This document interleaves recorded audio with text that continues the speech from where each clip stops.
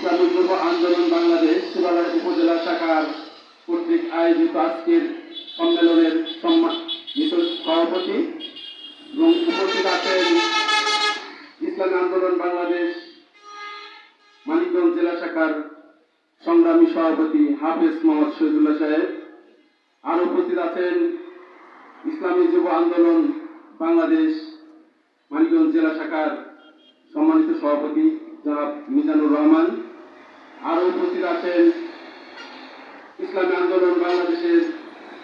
সাবেক সভাপতি মাওলানা মোহাম্মদ নিজামুদ্দিন সাহেব, আরো উপস্থিত আছেন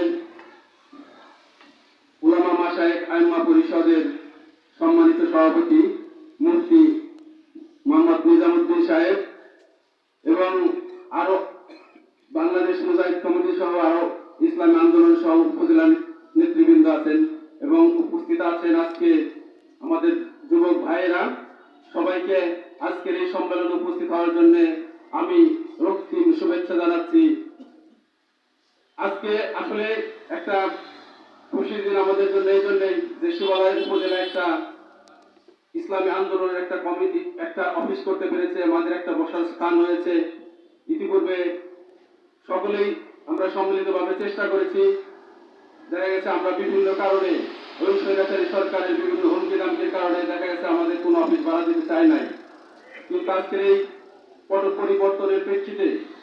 আমরা এখানে একটা অফিস নিতে পেরেছি এবং আমাদের যে দলীয় কার্যক্রম এটা আরো গতিশীল হবে এবং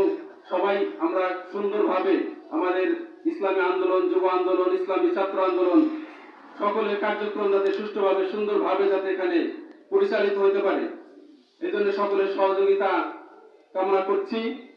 এবং সাথে সাথে আজকে আমাদের ইসলামী যুব আন্দোলনের যে কমিটি হবে এখানে সবাই উপস্থিত